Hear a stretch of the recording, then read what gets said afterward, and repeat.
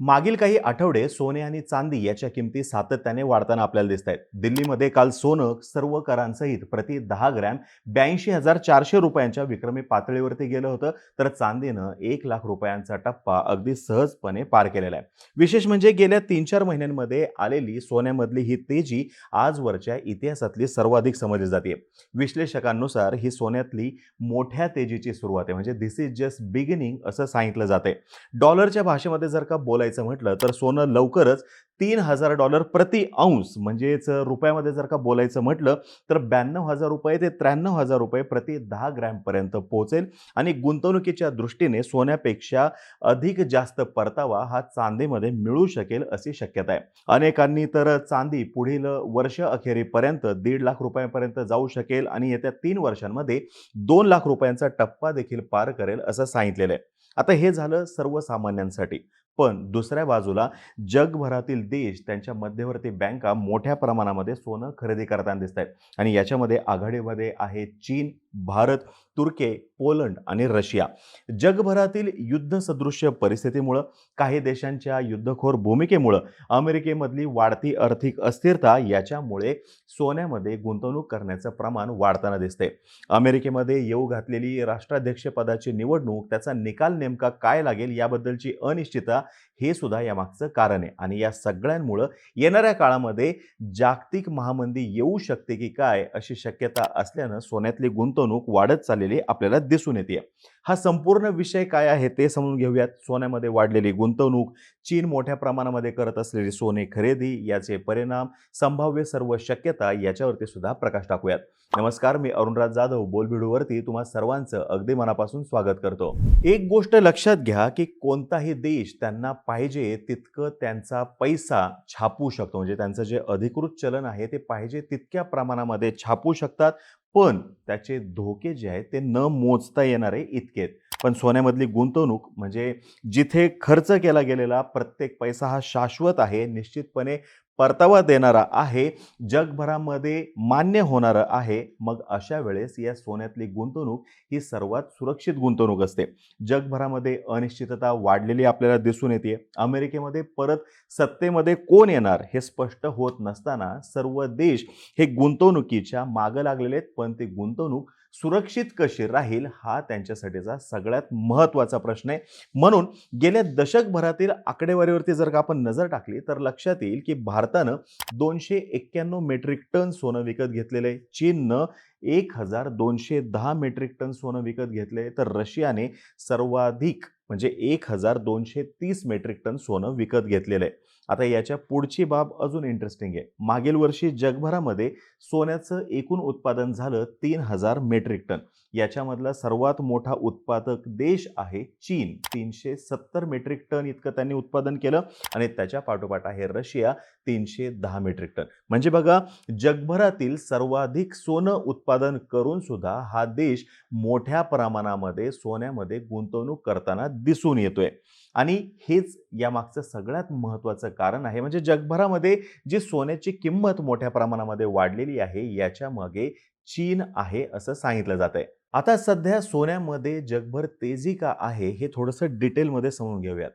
Post Covid जगभर महागाईमुळं व्याजदर जे आहेत हे विक्रमी स्तरावरती राहिलेले आहेत. म्हणजे अपेक्षा अशी होती की 2024 मध्ये सर्व काही ठीक होईल, व्याजदरामध्ये कपात होईल. म्हणजे अभ्यासक, विश्लेषक तसंच सांगत होते. अजून थोडे दिवस सहन करू अशी सर्वांची तयारी होती. पण महागाई अपेक्षेप्रमाणे कमी न झाल्यामुळं ही व्याजदर कपात पुढे पुढे जात राहिली आणि या अनिश्चिततेमुळं सोन्यामधली गुंतवणूक आणि सोन्याची किंमत वाढतच राहिली. रशिया, युक्रेन, इस्रायल आणि हमास, इस्रायल आणि इराण यांच्यातील युद्धाचा परिणाम देखील याच्या मागे दिसून येतोय. गेल्या 2 महिन्यातील जागतिक घडामोडी जर का आपण बघितल्या तर आपल्या लक्षात येईल की जिओपॉलिटिकल टेन्शन्स ही वाढलेली आहेत. इस्रायल हमास युद्ध इराण आणि लेबनॉन पर्यंत पोहोचलेलं आहे. याची व्याप्ती कोणत्याही क्षणी वाढू शकते. ते जागतिक महायुद्धामध्ये बदलू शकतं आणि म्हणूनच सध्या सोन्याच्या किमती वाढताना दिसत आहेत. रशिया-युक्रेन युद्ध थांबण्याचे कोणतेही संकेत दिसत नाहीयेत आणि आता तर रशिया-युक्रेन यांच्यातील आघाडीमध्ये नॉर्थ कोरियाचे सैनिक सुद्धा रशियाच्या बाजूने लढत असल्याचे व्हिडिओज तसे फोटोज सुद्धा व्हायरल होताना दिसत आहेत. आता या सर्व मुद्द्याचा अमेरिका अँगल सुद्धा समजून घेणं गरजेचं आहे. फार महत्त्वाचा अँगल आहे. जसं की अमेरिकेमध्ये अध्यक्षीय निवडणूक आहे, त्याची चर्चा सुद्धा सुरू आहे आणि पुढच्या आठवड्यामध्ये नवीन अध्यक्षाची निवड सुद्धा होईल. आता याच्यामध्ये डोनाल्ड ट्रम्प हे कमला हॅरिस यांच्यावरती सहजपणे विजय मिळवतील असं वाटत असलं तरी सुद्धा निसटता पराभव सुद्धा त्यांच्या वाट्याला येऊ शकतो आणि तसं अमेरिकेमध्ये बोललं जाते. तिथली वर्तमानपत्र याची चर्चा करताना दिसत आहेत. ट्रम्प जर का निवडून आले तर त्यांचे चीनसोबत आर्थिक वाद होणार. तसा त्यांच्या अगोदरच्या राष्ट्राध्यक्षपदाचा अनुभव सुद्धा आहे. अमेरिका आणि चीन या दोन महासत्तांमुळे मोठ्या गुंतवणूकदारांचा ओघ जो आहे तो सोन्याकडे वाढलेला आहे. जगातील अनेक मध्यवर्ती बँका सुद्धा सोन्याची खरेदी वाढवतानाच आपल्याला दिसत आहेत. मात्र अजूनपर्यंत याच्यामध्ये चर्चेमध्ये न आलेला आणि न दिसणारा घटक जो आहे तो म्हणजे जगभरामध्ये आर्थिक क्षेत्रामध्ये येऊ घातलेली मंदी. म्हणजे आंतरराष्ट्रीय नाणेनिधी घ्या किंवा जागतिक बँक घ्या, या दोन्ही संस्था जगभरातल्या आर्थिक परिषदांमधून बोलताना दिसत आहेत की जगभरातल्या देशांच्या अर्थव्यवस्थांपुढची आव्हानं वाढत आहेत. म्हणजे भारतासंदर्भात जरी बोलायचं म्हटलं तरी सुद्धा भारताचा जो ग्रोथ रेट आहे तो त्यांनी कमी केलेलं आहे. त्याचं प्रेडिक्शन जे आहे ते सुद्धा त्यांनी कमी केलेलं आहे. चीन त्यांच्या इथल्या इकॉनॉमीमध्ये $280 अब्ज असं पॅकेज देण्यासंदर्भात जरी बोलत असलं तरी सुद्धा त्यांचा ग्रोथ रेट हा काही जागेवरती आलेला नाही. त्याच्यामध्ये घसरण ही होताना दिसते. म्हणजे त्या पॅकेजची सुद्धा शाश्वतता दिसत नाहीये आणि या परिस्थितीची जाणीव झाल्यामुळं संभाव्य परिस्थितीला तोंड देण्यासाठी जगभरातले देश जे आहेत ते सोन्याकडं वळाले असतील असं विश्लेषक सांगतायत. भारत का खरेदी करतोय हे सुद्धा समजून घेणं गरजेचं आहे. त्याच्यानंतर चीनचा मुद्दा सांगतो. जर का या वर्षीच्या पहिल्या 2 क्वार्टरबद्दल बोलायचं म्हटलं तर 2024 मधल्या सेकंड क्वार्टरमध्ये सुद्धा जगभरातल्या मध्यवर्ती बँकांनी 183 टन सोनं खरेदी केलेलं आहे. मात्र हा आकडा या वर्षीच्या पहिल्या क्वार्टरपेक्षा कमी आहे.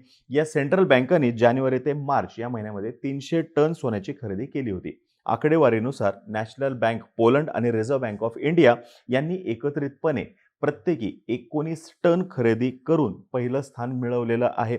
जगभरामध्ये मगाशी जसं सांगितलं जिओपॉलिटिकल टेन्शन्स वाढलेले आहेत आणि म्हणून सोन्याच्या खरेदीमध्ये वाढ होते आणि सोन्याच्या किमती सुद्धा वाढताना आपल्याला दिसतात.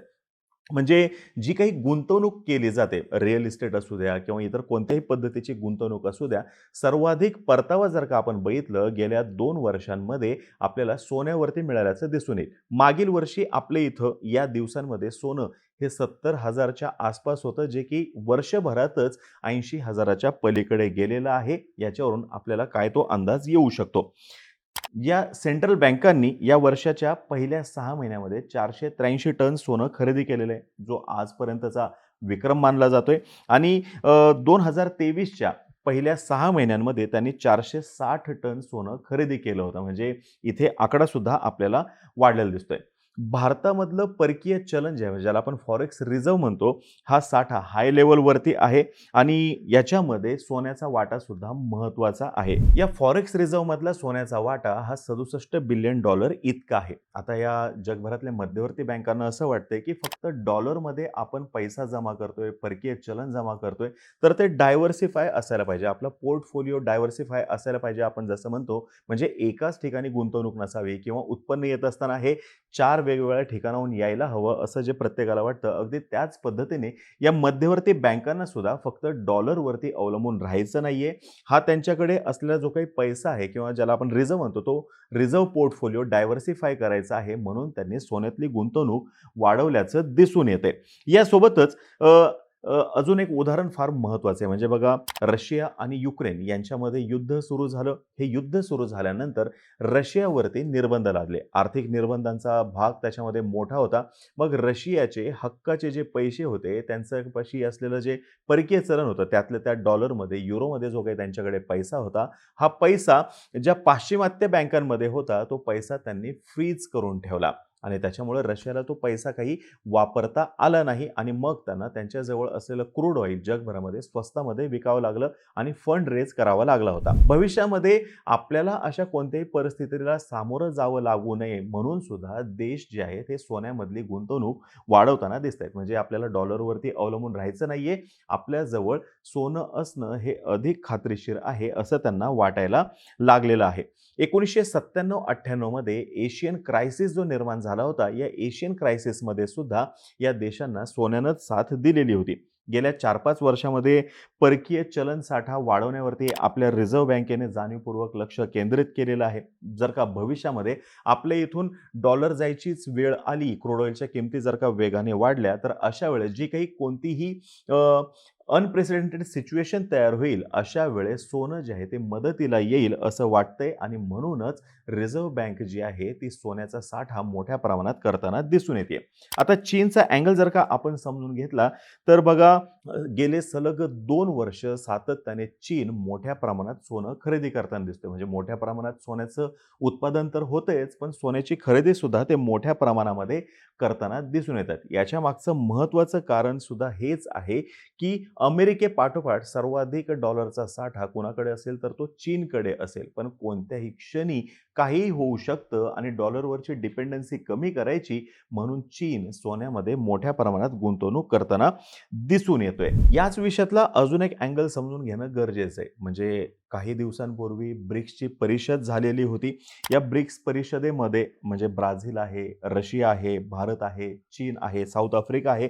याच्या सोबतीने आता Iran, Egypt, Ethiopia, Saudi Arabia आणि युनायटेड अरब एमिरेट्स हे सुद्धा मेंबर्स आता ॲड होऊ शकतात. आणि इथे एक चर्चा झाली होती, ती म्हणजे ब्रिक्सचं स्वतःचं चलन असण्यासंदर्भातली. आता ब्रिक्सचं जर का स्वतःचं चलन असेल तर त्याला सोन्याचं बॅकिंग असेल असं सांगितलं जाते आणि म्हणून सुद्धा हे सर्वजण एकत्रितपणे पद्धतशीरपणे सोन्याचा साठा वाढवतायत की काय असं म्हटलं जाते. आता ब्रिक्स प्लस जे देश आहेत यांच्या इथं जर का बघितलं, जगभरातील जवळपास 17% सोनं आहे आणि जगभरातील जे महत्त्वपूर्ण देश आहे ज्यांच्याकडे सोन्याचा जास्तीत जास्त साठा आहे, या पहिल्या 10 देशांमध्ये रशिया येतो, चीन येतो आणि भारत सुद्धा येतो. आणि म्हणूनच ही सर्व घडामोड जी आहे आपण त्याही अँगलने बघणं गरजेचं आहे. डॉलरचं जोखड झुगारून देण्यासाठी आणि येऊ घातलेली मंदीची तयारी म्हणून सोन्यामध्ये गुंतवणूक वाढतीये हे अगदी स्पष्ट आहे. सर्वांना त्यांची गुंतवणूक, त्यांचा पैसा, त्यांची एकूण अर्थव्यवस्था सुरक्षित ठेवायची आहे